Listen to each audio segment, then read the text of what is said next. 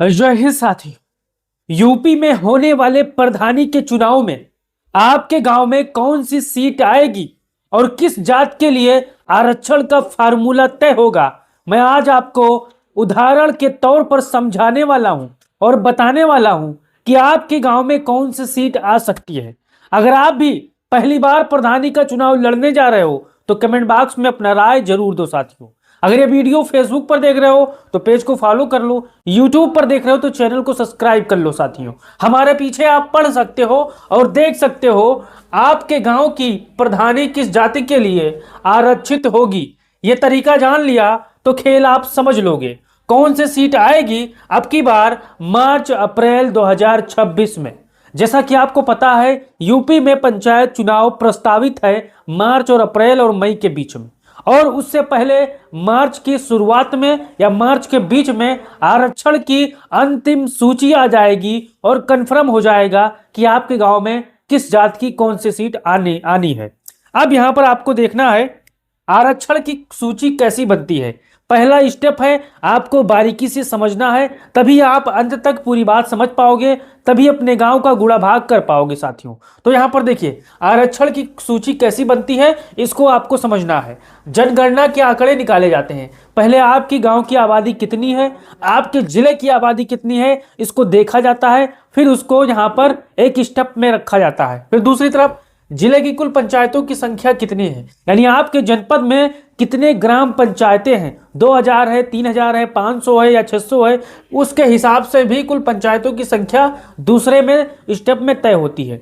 फिर तीसरे स्टेप में एससी ओबीसी महिला का प्रतिशत निकाला जाता है, यानी वो सीट कैसे एससी के लिए रिजर्व होगी, कैसे ओबीसी के लिए रिजर्व होगी, कैसे महिला के लिए रिजर्व होगी, उसका प्रतिशत गुणा भाग करके निकाला जाता है तीसरे स्टेप में। चौथे स्टेप में कंप्यूटराइज ड्राफ्ट लिस्ट तैयार होती है, जिसको पहली सूची आरक्षण की कहा जाता है, जिसमें लोग आपत्तियां भी दाखिल करते हैं ताकि अंत में जब आरक्षण की अंतिम सूची आए उसमें क्लियर कट हो जाए कि आपका गांव ओबीसी के लिए आरक्षित हुआ है या एससी के लिए आरक्षित हुआ है। तो यहां पर देखिए पांचवा, जिलाधिकारी डीएम की देखरेख में सूची तैयार होती है, यानी जिलाधिकारी महोदय की देखरेख में आरक्षण की सूची तैयार होती है। जो गड़बड़ियां होती है, जो खामियां होती हैं, उसमें देखरेख करते हैं। अब आपत्ति ली जाती है, फिर फाइनल लिस्ट जारी होता है। आरक्षण की पहली सूची आने से पहले आपको पता होगी, अगर आप प्रधानी का चुनाव लड़ चुके होंगे तो आपका पता होगी आरक्षण की सूची 2 बार आती है।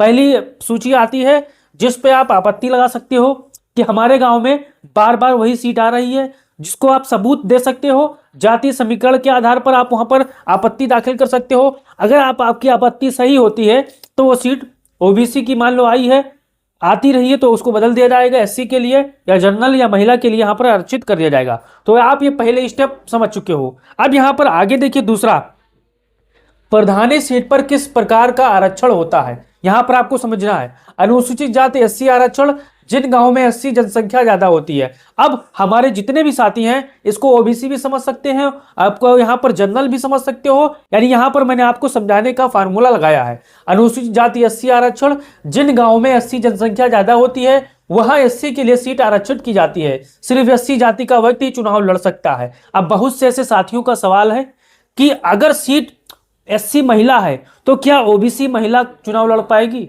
तो आपको ध्यान देना है, अगर सीट एससी महिला के लिए यहां पर रिजर्व होती है तो एससी महिला ही वो चुनाव लड़ सकती है, ना कि ओबीसी महिला चुनाव लड़ सकती है, ना जनरल महिला चुनाव लड़ सकती है। इस चीज को आपको समझना है। अगर कुछ बात समझ में आ रही है तो कमेंट बॉक्स खुला है साथियों, अपना राय दे सकते हो। अब अनुसूचित जनजाति आरक्षण, यह भी उत्तर प्रदेश में है, लेकिन यहां पर आप देख सकते हो यूपी में एसटी जनसंख्या बहुत कम है, केवल कुछ जिलों में ही एसटी के लिए यहां पर सीटें आरक्षित होती है। तो इनकी बात ना करते हुए आप एससी को समझ लीजिए। अब ये बात आप समझ गए कि नहीं साथियों। अब यहां पर आगे देखना है आरक्षण तय करने का फार्मूला, मूल आधार क्या होता है, इसको भी समझिए। आरक्षण तय करने के लिए मुख्य रूप से 3 बातें देखी जाती है। क्या देखी जाती है, आपको एक कॉपी कलम निकाल लेना है और अपने गांव की आबादी लिखना है। पहले क्या लिखना है, गांव की जनसंख्या कितनी है जो 2026 में है, जो आपको पता होगी आप लिख लीजिएगा। गांव में एससी एसटी ओबीसी सामान्य वर्ग की जनसंख्या कितना है, एक कॉलम बनाना है आपको, उसमें एससी की, एसटी की, ओबीसी की कितनी आबादी है, वहां पर आपको यहाँ पर सामान्य वर्ग की कितनी आबादी है लिखना है। उसके बाद जनगणना अभी 2011 के आंकड़े यहाँ पर आपको निकालना है कि उस समय कितना आंकड़ा था साथियों। जिले में कुल ग्राम पंचायतों की संख्या कितनी है, जिले में कितनी पंचायतें होंगी, उसके अनुपात में आरक्षित सीटें बांटी जाती हैं। यानी आपको पता करना है कि आपके जिले में कुल ग्राम पंचायतों की संख्या कितना है, तो उसको आपको देखना है पिछली बार किसे आरक्षण मिला था।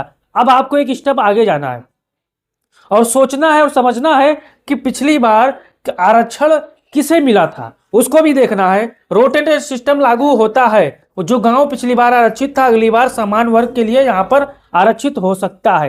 यानी जो पिछड़ा रोटेशन प्रणाली उसे कहते हैं कि मान के चलिए 2021 में ओबीसी के लिए आरक्षण लागू हुआ, लेकिन अब उसको जनरल या ओबीसी महिला में आरक्षण उनको लागू होना है, इसे रोटेशन प्रणाली चक्रानुक्रम कहा जाता है साथियों। तो हमारी बात आप समझ चुके हैं। अब यहां पर आगे देखिए, ग्राम पंचायत की सीट पर आरक्षण क्यों होता है, यह भी बड़ा सवाल है, इसको समझना है।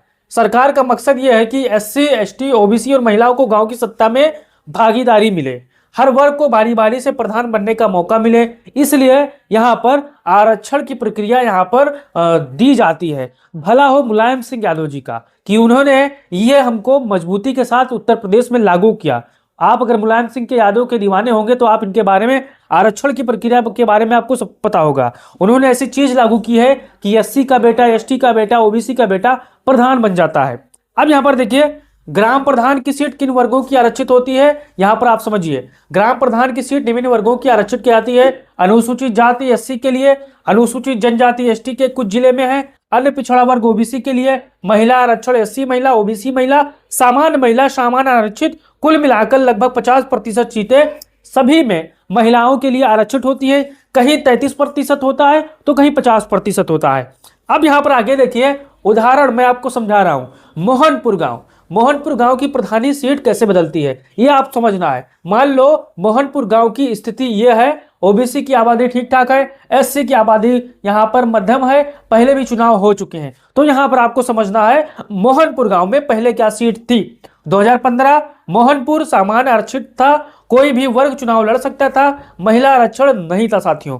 अब आगे देखिए यहां पर, अब 2026 में क्या सीट आ सकती है इसको समझना है। यहां पर 2021 में यहां पर ओबीसी सीट थी। आरक्षण रोटेशन नियम लागू होता है, महिलाओं को 50% आरक्षण यहां पर देना जरूरी है। कहीं पर 33% है तो कहीं पर 50% है। इसको आप मैंने उदाहरण के तौर पर समझाने की कोशिश कर रहा हूं। इसके लिए यहां पर 2026 में मोहनपुर गांव की सीट में से कोई एक हो सकता है, ओबीसी महिला के लिए या सामान्य महिला के लिए। ओबीसी पुरुष सीट आने की संभावना कम होती है क्योंकि पिछली बार वो वर्ग के लिए थी साथियों। अब यहां पर आगे देखिए, अब यहां पर मोहनपुर की गांव की जनसंख्या, मान लो कुल जनसंख्या 2000 थी, एससी के लिए 400, ओबीसी के लिए 600। एससी का प्रतिशत आपको कैसे निकालना है, यहां पर आप देख सकते हो स्टेप 1, यहां पर कैसे भाग करना है आप यहां पर देख सकते हो। 400 भागे 2000, यहां पर 0.2 आता है। स्टेप 2 यहां पर देख सकते हो, पूरी प्रक्रिया को आप समझ सकते हो। तो जितनी भी प्रतिशत आएगी अपने गांव से गुणा भाग कर देना है।